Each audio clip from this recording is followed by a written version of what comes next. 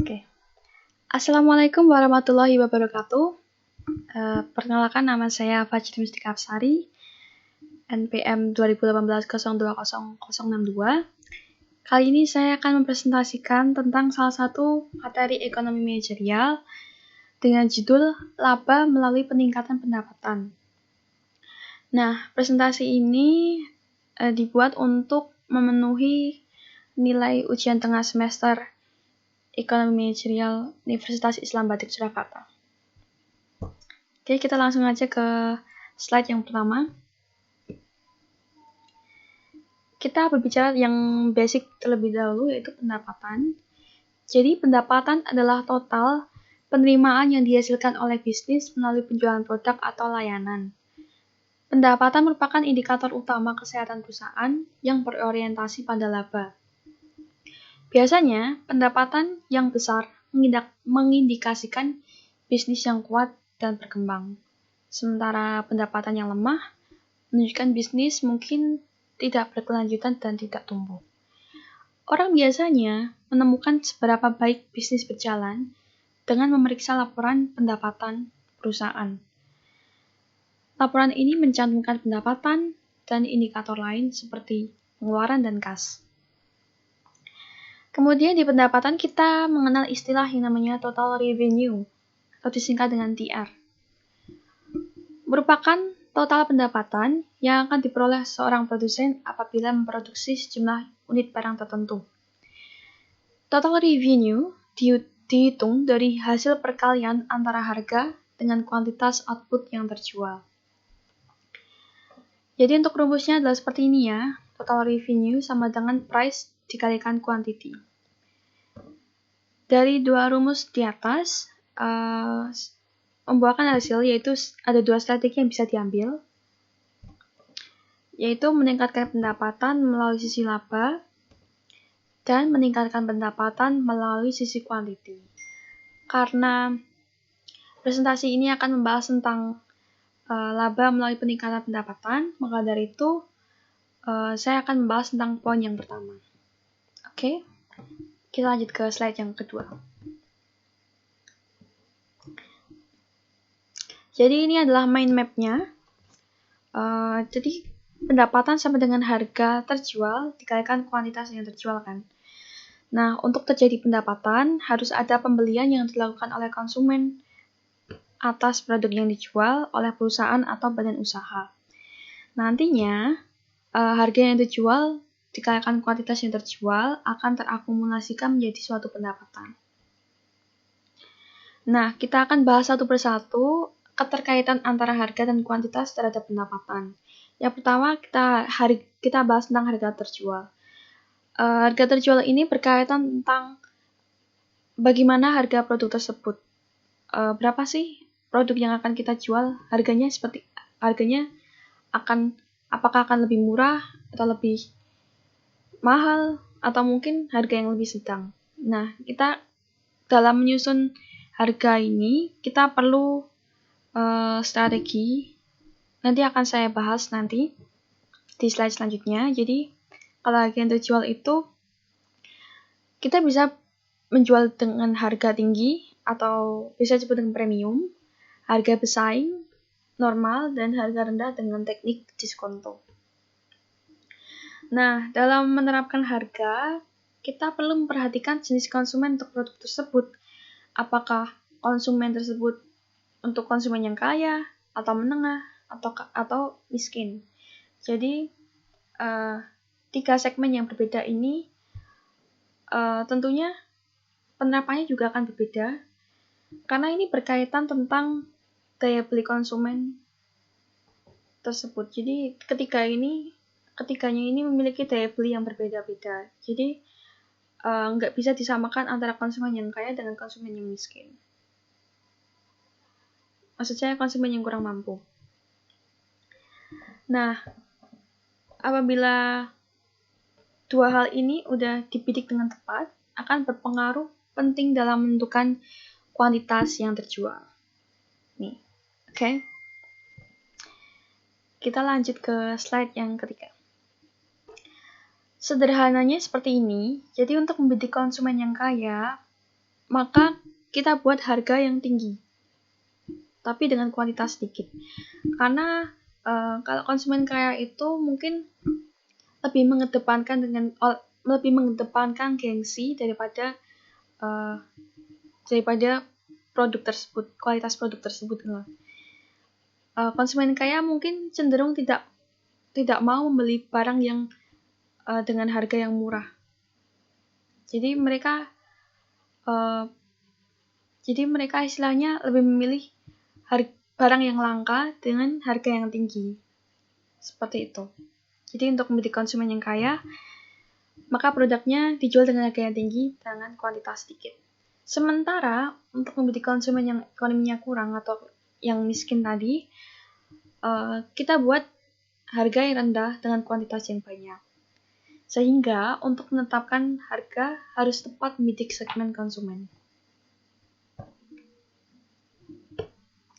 Nah, dari segmen tadi sebenarnya masih bisa dianalisis lebih lanjut menggunakan segmentasi yang lain. Jadi ini adalah segmentasi yang dibuat dan hasilnya mungkin akan lebih akurat menggunakan segmentasi yang ini. Yang pertama adalah psikografis. Itu berdasarkan gaya hidup dan orientasi nilai. Kemudian ada demografis yang berdasarkan pendapatan, pendidikan, status sosial. Dan yang ketiga ada geografis yang dinilai dari mungkin tinggal di pedesaan, perkotaan, pesisir maupun pergunungan. Lanjut aja ya. Beberapa hal yang perlu dicermati pada harga produk. Mungkin ini nggak kelihatan, tapi nanti akan saya jelaskan ya. Yang pertama adalah harga pesaing. Dalam menentukan harga produk, kita harus mengetahui berapa sih harga yang ditawarkan oleh pesaing.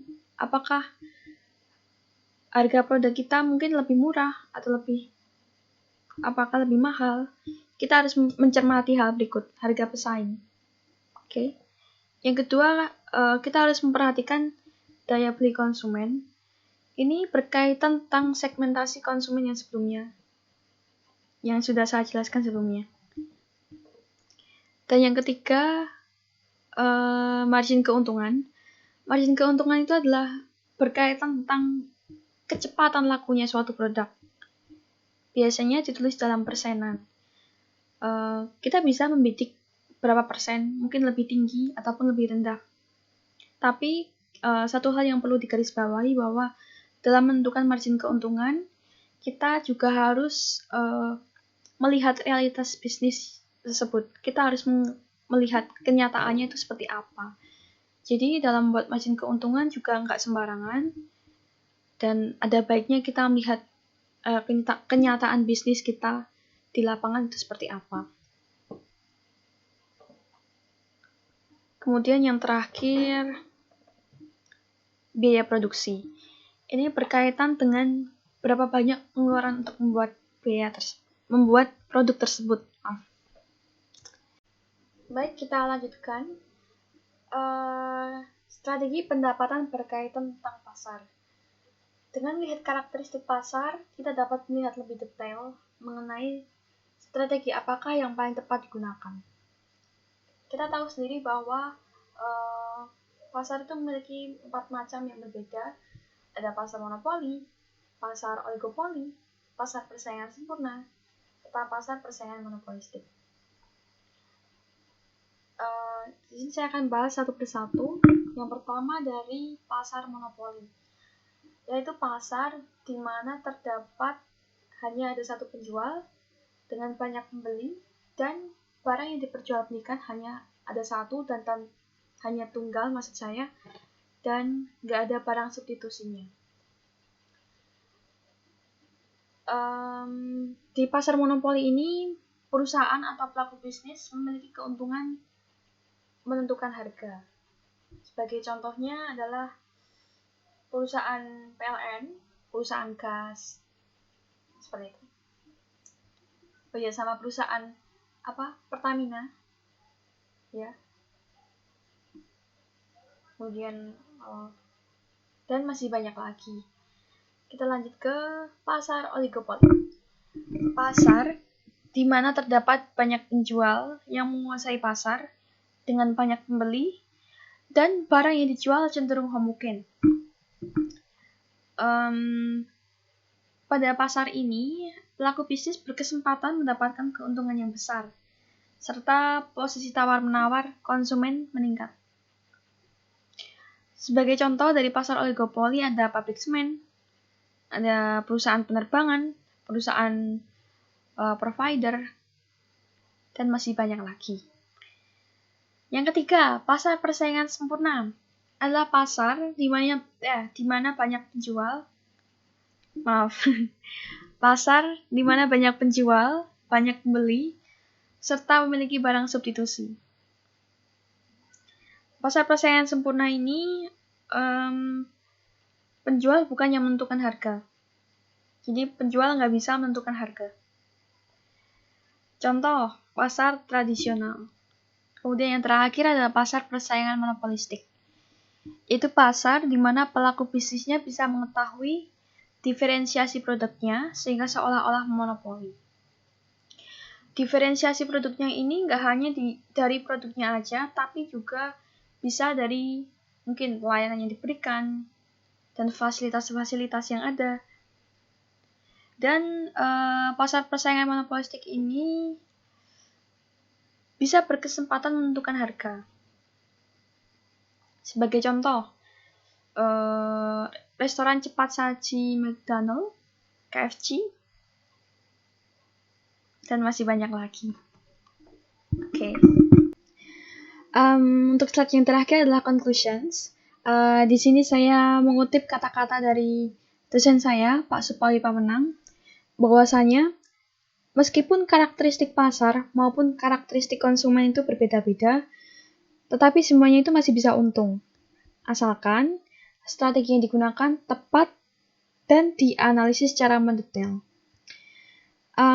Ketepatan strategi tersebut meliputi karakteristik produk, konsumen, dan pasar. Baik, sekian presentasi yang dapat saya sampaikan. Saya pribadi mengucapkan mohon maaf sebesar-besarnya apabila dalam penyampaian presentasi ini mungkin masih jauh dari kata sempurna. Dan saya turut mengucapkan terima kasih kepada seluruh viewers yang telah menyaksikan video presentasi ini hingga akhir. Terima kasih. Akhir kata, wabillahi taufiq wal hidayah. Wassalamualaikum warahmatullahi wabarakatuh. Dadah.